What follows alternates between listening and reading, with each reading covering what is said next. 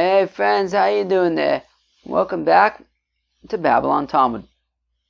Today we're starting Daf Chaf, Daf 20 of Masechta Ksubis. Friends, friends, we're going back to it basically like witnesses, a Peshas or a Peshitir, Shtickle, Don Carleone and Luca Brasi. So, I'm going to tell you. So we're going to start in Daf Yud Tesam Beis, about 10 lines or so from the bottom. Tanu Rabbon. So the rabbis taught. What do they teach? Shnaim Chsumin ala shtar. So you have Reuven and Shimon are signed on a document. Okay. There's a document saying that somebody owes somebody else money. And then Reuven and Shimon's names are on there, testifying to the fact that it's true. Vamesu, but Reuven and Shimon then die. So they're not around, so we cannot confirm with them that these, that everything is valid, is accurate. So then two people came from the market.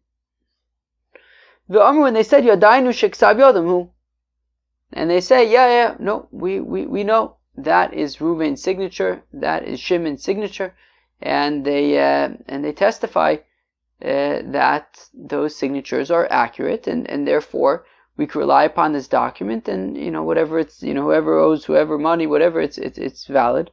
Aval anusum hayu ktanim hayu psulei edus hayu, but they were coerced, or they were minors at the time, or they were pasul la'edus. So, for example, a slave or something.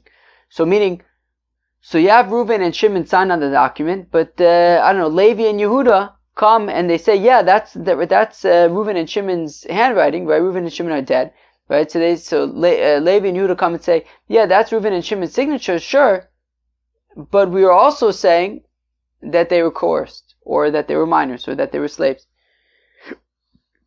So Levi and Yehuda are believed because of Pesha Asu or Pesha Yitir, right? They're saying, look, it is Reuven and Shimon's signature, but they were coerced, or minors, or pasul edus. V'im yesh edim sheksav yodam huzeh. But if there are other witnesses that this is Reuven and Shimon's signatures, or if it was able to be proven that the signatures are authentic and that they are Reuven and Shimon's, it's able to be proven from a different document, Mishtar Shakar Olav Ir from a document that let's say you have a borrower who says that this document is fake, so they go and they are Mekayim the Shtar, they Mekayim the signatures and prove and validate that these signatures are accurate. So if there was a different document that Reuven and Shimon had signed on, and for whatever reason they had to establish that it's really Reuven and Shimon's signatures, and we know for sure that in that document it's Reuven and Shimon's signatures, and then we can compare that document to this document and say it's the same exact signatures, and therefore, so if Reuven and Shimon's signatures were proven either from different witnesses or from a different document, and now Levi and Yehuda come and say, but they were coerced, or they were minors, or they were pasul, Ein elu ne'emanin, well then Levi and Yehuda are not believed, simply to say that they were coerced or minors or pasul la'edos if the signatures had already otherwise been proven before Levi and Yehuda came. Umagbinon be'kib zeu ein ne'emon, so they're not believed. Fine. Now, effective Gemara umagbinon be'kib b'shtar ma'alya. 1 second. So this brisa says that if we're able to prove Reuven and Shimon's signatures either from other witnesses or from a different document, so then we do not trust Levi and Yehuda who are saying that they were coerced or whatever. So effectively, Gemara, if we don't trust Levi and Yehuda, so then what? So then it sounds like we have a document that Reuven and Shimon are signed on, and so it sounds like it would be a valid document. Come Levi and Yehuda and they say, but they were coerced, or they were minors, or they were pasul edus. They say, but we can't believe you because it was already proven that the document is valid. So what? So umagbinon be'kibishtar ma'ayis. So what? Now we're just going to collect money, right? It says in the document that right, that so and so is somebody else's money. We're not gonna make him pay based on this document, even though Levi and Yehuda say that they were coerced or minors and or postulators at the time that they testified in the document. Ve'amai trei v'trei ninu. But shouldn't we say that it's 2 against 2, right? Meaning we have validated, right, either from other witnesses or from a different document, we have validated that Reuven and Shimon really in fact signed this document, and it's actually their handwriting, which means that we have Reuven and Shimon saying that, that whatever it says in the document happened, right? And I don't know, let's say Yisachar and Zvulun, right, in the document, right? So Reuven and Shimon sign a document that says Yisachar owes Zvulun money, right? And then we were able to validate that these were in fact Reuven and Shimon's signatures, either from other witnesses or from a different document. So we have Reuven and Shimon attesting to the fact that Yisachar owes Zvulun money. Levi and Yehuda are saying, but they were coerced, that Reuven and Shimon were coerced into signing it, right? Dan Carleone and Luca Brasi said, look, either your brains or your signature goes on the paper. So then, in that case, it should be 2 against 2. That Reuven and Shimon's signatures are on the document, essentially, testifying to the fact that Yisachar owes Zvulun money, but Levi and Yehuda are saying that they were coerced. And of course, Reuven and Shimon are not dead. It should be 2 against 2. They should cancel each other out. Rav Sheshes says of Sheshes, Zosomeres, that from the fact that we're saying that Levi and Yehuda are, arguing that they were coerced, but we don't listen to them. Zosomeres hakchoshe tchilas hazome he, that hakchoshe is the beginning of hazome, is like a quasi hazome. Friends, what's hakchoshe? What's hazome? Hazome, of course, I think it's come up randomly. I don't think we've ever really had a real Edom Zomim in Sugya, although I think it did come up maybe in Pesachim or something. There was an Edom Zomim in Sugya. I can't remember exactly, but Edom Zomim's imanu ayisim b'makum ploni. And that if you have witnesses who testify about something, I don't know, let's say witnesses testify that Yisachar owes Zvulun money, and then so I don't know. So let's new example. Reuven and Shimon testify that Yisachar owes Zvulun money. Now come Levi and Yehuda, they say, what? Reuven and Shimon, how can you testify that you saw that Yisachar borrowed money from Zvulun on such and such a day? You were with us somewhere else. So what happens is, Reuven and Shimon, if that, right, that being the case, that Reuven and Shimon could not possibly have testified, they could not possibly have witnessed Yisachar borrowing money from Zvulun, well then, so they're liars. So in this case of specifically this template of Imanu Ayisem b'makom ploni, that Reuven and Shimon, you couldn't possibly have witnessed this transaction because you were with us in a different place, well then what happens is, right, Vasisem lo kasher zom lasos lo ochid, that you do to them what they tried to do to the other people. So they were trying to make Yisachar pay money to Zvulun, so they need to pay money to Yisachar. So now, Hakchoshe is conflicting opinions, right? So for example, in this case, you have Reuven and Shimon signed on the document, right? So they're basically saying that that this transaction happened, that the Yisachar owes Zvulun money. But come Levi and Yehuda, and they say that, but 1 second, Reuven and Shimon were postulei edus at the time. So on the one hand, you have Reuven and Shimon signed on the document, yet we have Levi and Yehuda saying, yes, but you were postul at the time. So you have conflicting kind of situations over here, right? That basically Shimon and Levi are invalidating, Levi and Yehuda are invalidating Reuven and Shimon. So that would be Akhosha, as opposed to Hazama. Hazama is specifically this template of Imano Yisem Makom Ploni. That's not what Levi and Yehuda are saying. Here they're saying that at the time, Reuven and Shimon were postulated. So now we're saying over here in our case that Reuven and Shimon are signed on the document. Come Levi and Yehuda and they say, yes, but they were, postulated at the time, right? So, and we're saying that we don't trust, right? Ein elu ne'emanim, that we do not trust Levi and Yehuda. So Rav Sheshis wants to say, because this is a situation of hakchosha, that they're saying, how could you have testified you were apostle Edus at the time? Now, so it's a situation of hakchosha, and says Rav Sheshis that we treat hakchosha as kind of like a quasi hazama. And just like in order to do Eidim Zomimim, right, that, if in a situation where, Reuven and Shimon would be testifying about somebody, and come Levi and Yehuda, and they say, Imanu Ayisim b'makom ploni, you were with us in a different place on that day, at that time.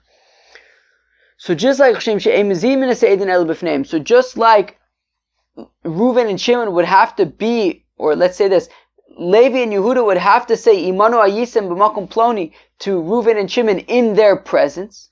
So here oichit kach ein makrishin es oedim ele b'fneim. So also when it comes to akhoshe, so also such as this, that Levi and Yehuda are saying that Reuven and Shimon were apostle edus at the time, it would have to be in the presence of Reuven and Shimon, and Reuven and Shimon are dead, and therefore it is not actually a akhoshe. And therefore, the testimony of Reuven and Shimon, right, by the fact that they're signed on the document, stands. So again, just like to do Azama, we would have to be in the presence of Reuven and Shimon. So also, a Hakchosha, also such as this, when Levi and Yehuda are coming and saying, but you were apostle Edus at the time, so that would have to be in front of Reuven and Shimon, but Reuven and Shimon are dead. So of course we cannot testify in front of them, and therefore we can't contradict them, because they're not around to contradict them in their presence, and therefore the document stands, and Rav Sheshis would say you'd be able to actually collect with that document. Omer Rav Nachman says to Rav Sheshis, Ilu havu kamon umakrishin lehu. We say, 1 second. If Reuven and Shimon were in front of us, right? So Reuven and Shimon signed this document, and then here they are in front of us. Right, in comes Levi and Yehuda, and they say, "But you were apostle Edus at the time." So ilu havu kaman umakrishin lehu.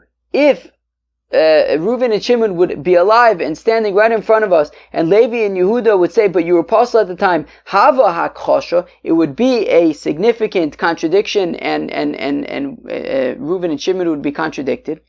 V'lo hava mashgichin bihu, and we would be unable to listen to Reuven and Shimon and accept their testimony. Dehavale edus mukhashas, because it is testimony that is conflicted. That it's conflicted by Levi and Yehuda, who are saying that they were, apostle edus at the time. Hashda delesnu. So now that Reuven and Shimon are not around, they're dead. The iluhavu lekamun, and if they would be alive, dilma havu moduluhu, maybe for all we know, they would have admitted to Levi and Yehuda and say, yes, that's right, at the time we were apostle edus. Mehemne, should we believe them? Right? Meaning Rav Nachman says, Rav Sheshis, I don't understand how you could simply believe Reuven and Shimon. Right? Rav Sheshis said, since Reuven and Shimon are not in front of us, they're dead. Therefore, Levi and Yehuda cannot be makrish them, cannot contradict them, because Reuven and Shimon are not here, they're dead. And therefore, their testimony in the document stands. Says Rav Nachman, I don't understand. If Reuven and Shimon were alive, they may have admitted that they were apostle edus at the time, in which case their testimony would not be good. So how could we trust them now that they are not around and we don't know, right, what they would say in response to Levi and Yehuda saying that they were apostle edus?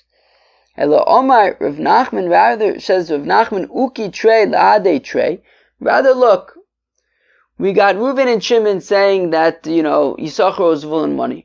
You got Levi and Yehuda and saying that Reuven and Shimon were apostle edus at the time. Reuven and Shimon are now dead. So we have 2 against 2. We have Reuven and Shimon signed on the document, but you have Levi and Yehuda saying that they were apostle edus at the time.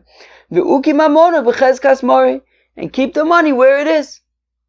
Right? Yisachar, you can keep the money, right? You don't have to pay back Zvulun right now because Reuven and Shimon are saying that you owe the money. Levi and Yehuda are saying you don't. Just keep everything where it is, don't do anything. Just like the nechasim, the property of Barshatya, the Barshatya Zav Nichse, that Barshatya sold some property. Also Beitre, and came two witnesses, Amr, and they said Kshu Shoita Zav. They said, look, when Barshatya sold his property, he was a shota. He wasn't in a lucid state of mind. But two other witnesses come and say that what do you mean? He was healthy at the time of the sale. Rav says Rav Ashi that the two witnesses canceled him out. Two witnesses said that he was healthy at the time. Two witnesses say that he was unhealthy at the time and he wasn't able to make rational decisions. So they cancel each other out. And keep the property where it is, i.e., it's currently still the property of Barshatya. Okay? But we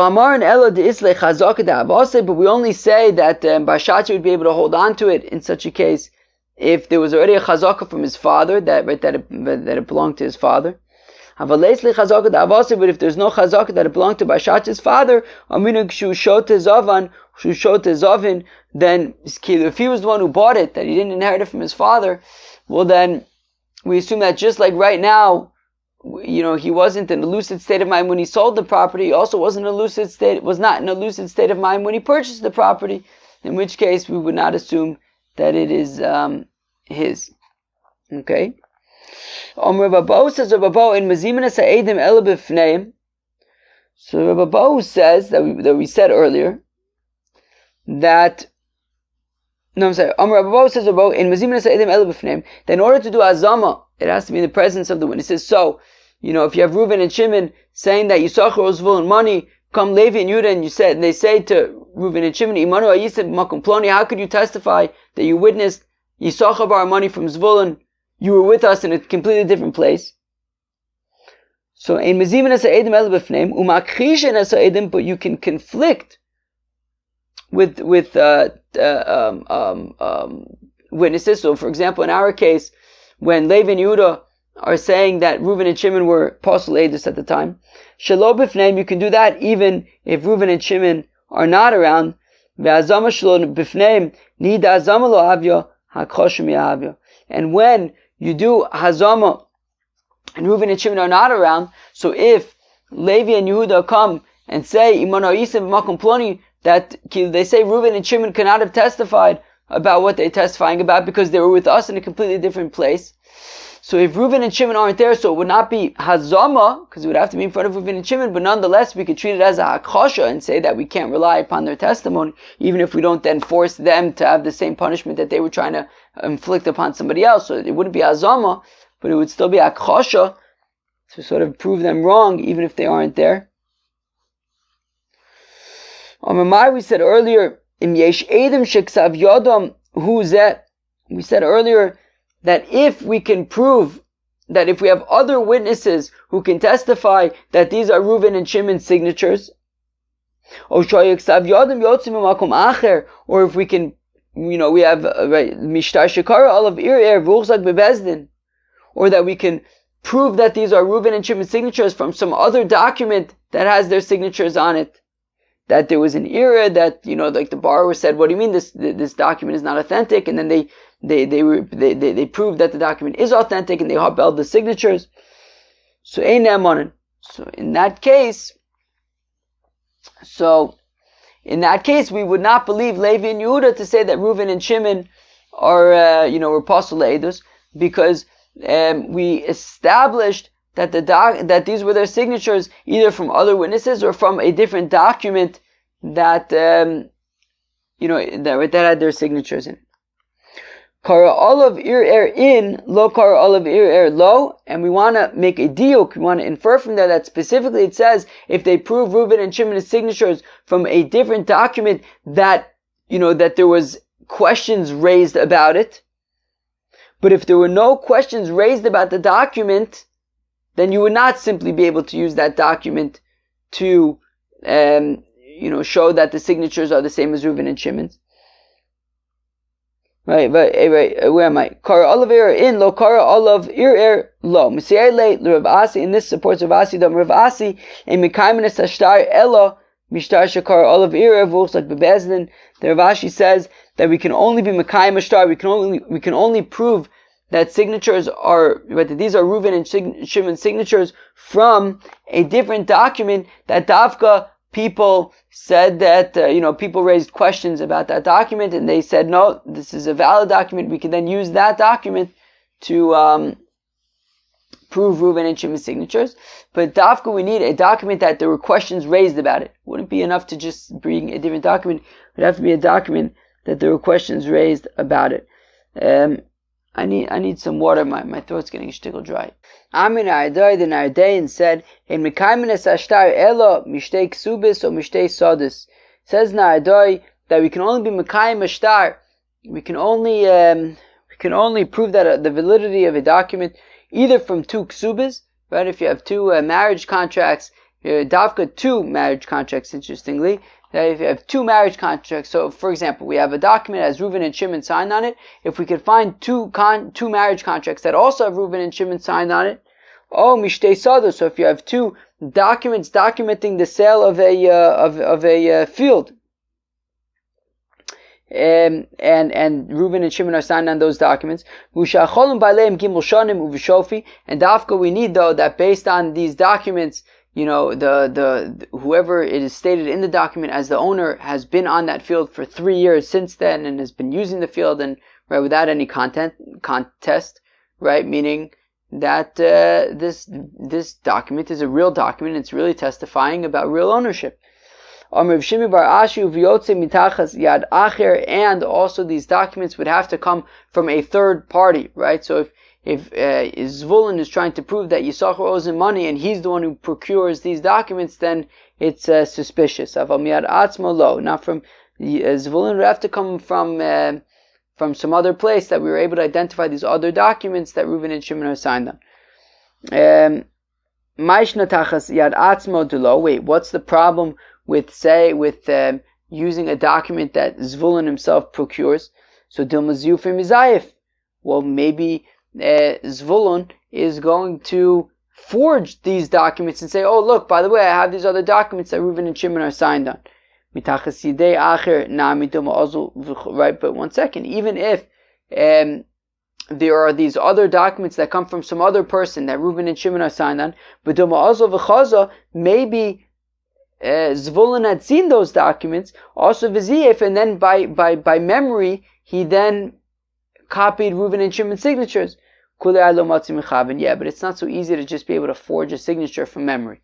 And therefore, if somebody else procured these documents that have Reuven and Shimon's signatures on it, we can assume that their signatures are valid.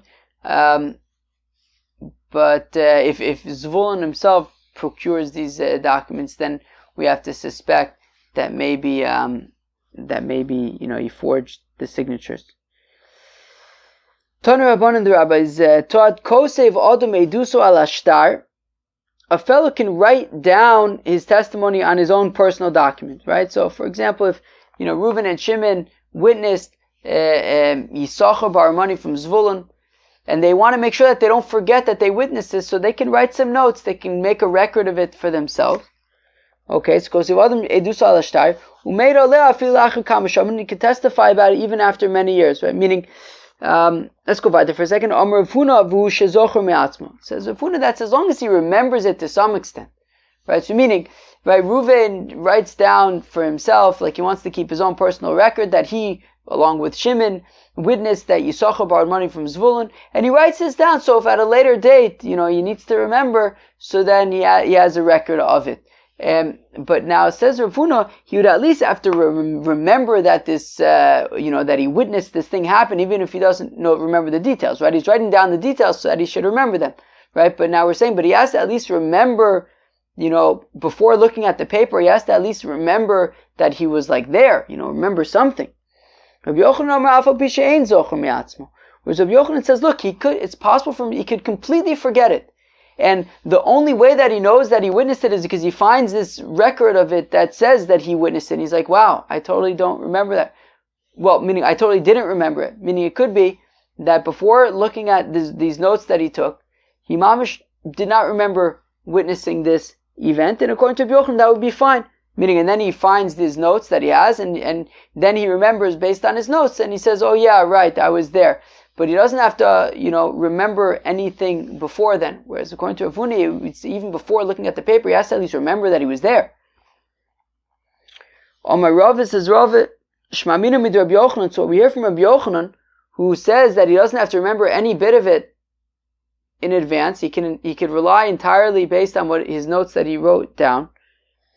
Hani beitrei diyadi saidusa, that if you have two witnesses who know testimony, uman shechad minai, but one of them forgot about the testimony, mandker chad lechavre, one of them could remind the other one.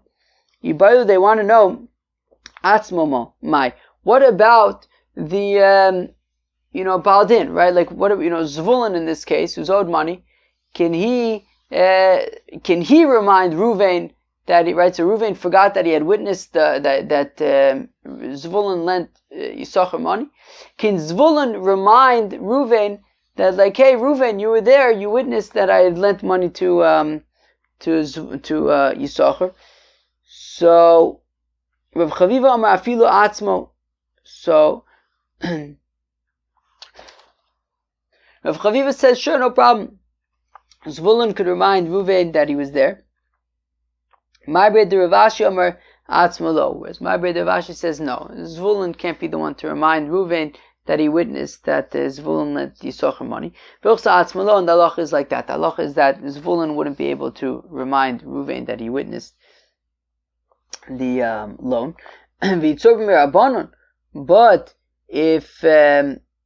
But if the witness is a Talmud Chacham, if Ruvain's a Talmud Chacham, so in Afilu Atzmo, then even Yisachar would be able to remind Ruvain, because the assumption is that Ruvain would only testify based on if you really remembered it.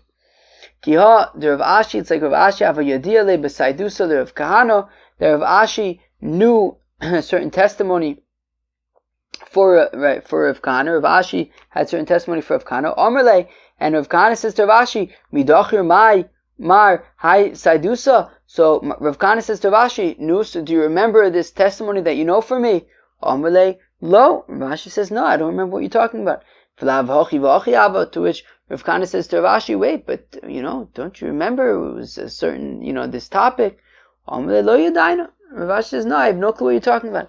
L'sof idkar, and then in the end, Rav Ashi actually remembered the idkar. Rav Ashi asid lei, and he testified for Rav Kahana. Chazel Rav Kahana da'ava mechasem, and Rav Ashi noticed that Rav Kahana was like completely startled. What's it called? It was completely. Rav Kahana was not startled. He was surprised. Right. Rav Kahana, he thought that Rav Ashi says he didn't know what he was talking about. So Amar lei, misavert Allah kosamichno ono hu diramoya anafshoy ve'adkri. To which Rav Ashi says, look, I'm not relying upon you, Rav Kahana. I remembered I was thinking about it, and I ended up remembering the details. But what do we see? We see that Rav Kahana was trying to remind Rav Ashi, and Rav Ashi, of course, is a Talmud Chacham, so we see that you'd be able to sort of remind a Talmud Chacham. Tanan awesome. We learned over there in Oyalos. Hatlulius akrovis. If you have mounds of like dirt, and they are close, we're going to have to figure out to what. Bein loyer or bein ladarich, if they're close, whether to a city or whether to a path. Echod chadashos, whether they are new mounds. Ve'echod yishanos, or whether they are old mounds. Timeos, they are timeos. Okay, so if they are new mounds, so even if they are new, and if they are new, right, people could remember before the mound was there, and people would remember like what the mound was for, i.e., is there tumah over there? But even though it's new, and people would, if there was tumah there, the assumption is that people would know about it. Nonetheless, we have to assume that there is tumah there if it is close by to the city or to the path. Ve'echad yishanos, or whether even if they are older ones.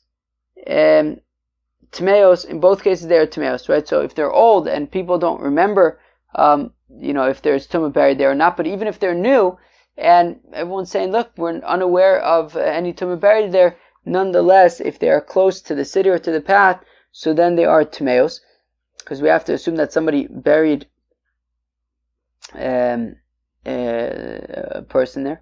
Harachokos, now if they are mounds that are far away, well then chadashos taurus. If they are new, then they are tahor, because if they are new, then we would know about people being buried there, and as long as we're unaware of anybody buried there, so then they are tahor yishanos. But if they are old tmeos, then they are tmeos because we don't know if there may or may not be a body buried there. Ezui krova, what's considered close? Chamishim amma, 50 amas. So any of these mounds within 50 amas are considered close. Ve'ezo hi yishana, what's considered old? Shishim shana, 60 years old is what's considered old. Rav Meir, that's Rav Meir's opinion. Rav Yehuda Omer says, Rav Yehuda krova shen krova emenu. Close just means the closest. But it doesn't necessarily have to be any mound within 50 amos of the path of the city, but just the closest one. And you can have others that are also within 50 amos, but they're not considered karuv because they're not the closest ones. Okay, fine. Fine. Yishana, and what's considered old? Shein adam zochra, that people do not remember it. So as Rav Meir said that old is 60 years, and says Rabbi Yehuda that as old as if people can't remember it. My ir or my derech, what's considered, how do we define city and how do we define path? How do we define path? Ilema ir mamish, if we say city, just means any city. Derech mamish, and a path means any path. Misveika mimachzakino tuma. But one second, how could it be that any city or any path, so within 50 amos, if there is a mound, then it's considered tameh? How do we know? How do we know?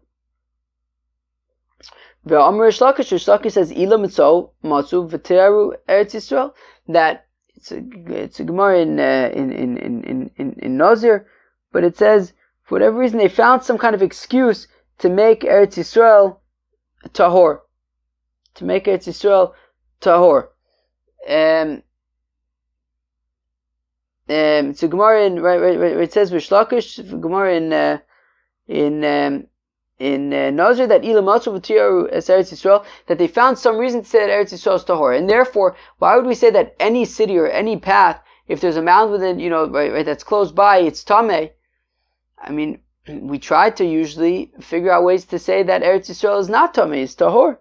Reb Zera says Reb Zera that when we talk about a city, we're talking about davka, a city that is close to a cemetery. And when we're talking about a path, we're davka talking about a path that is the path to the cemetery, and that's why we're talking about it being tameh.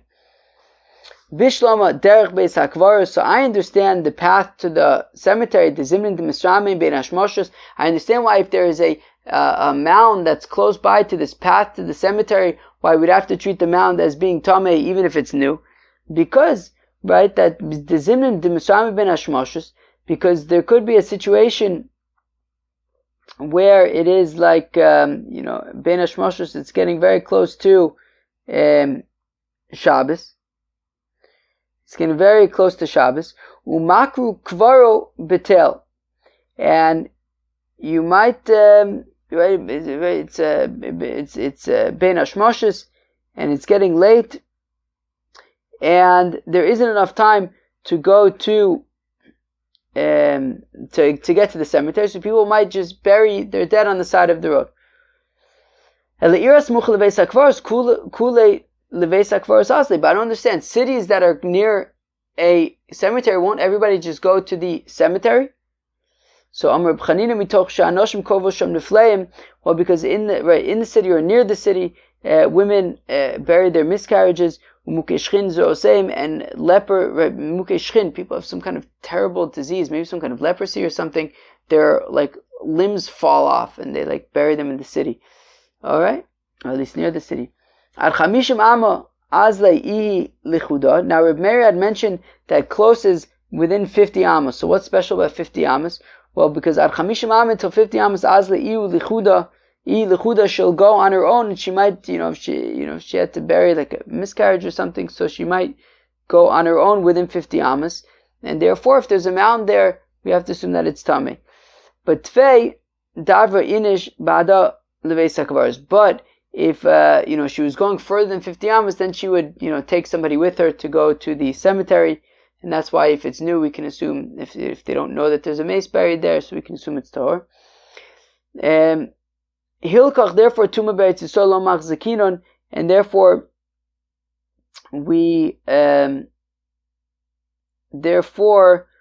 do not assume that outside, if there's this mound outside of 50 amos, then we do not assume that if it's new, then we do not assume that it is tamei. Rav Chizda says, Rav Chizda shmaminu midu Meir says of Chizda that we see from a Meir's opinion that old is considered 60 years. Hai saidusa chisin shnin midkar tfelo midkar. So from the fact that Rav Meir had said that old is something that's 60 years old, so that means that people could remember things for 60 years, including testimony. So the Gemara says, Veloi, that's not necessarily true. Hasmutulo ramyo ole. Avalocha came into ramyo ole.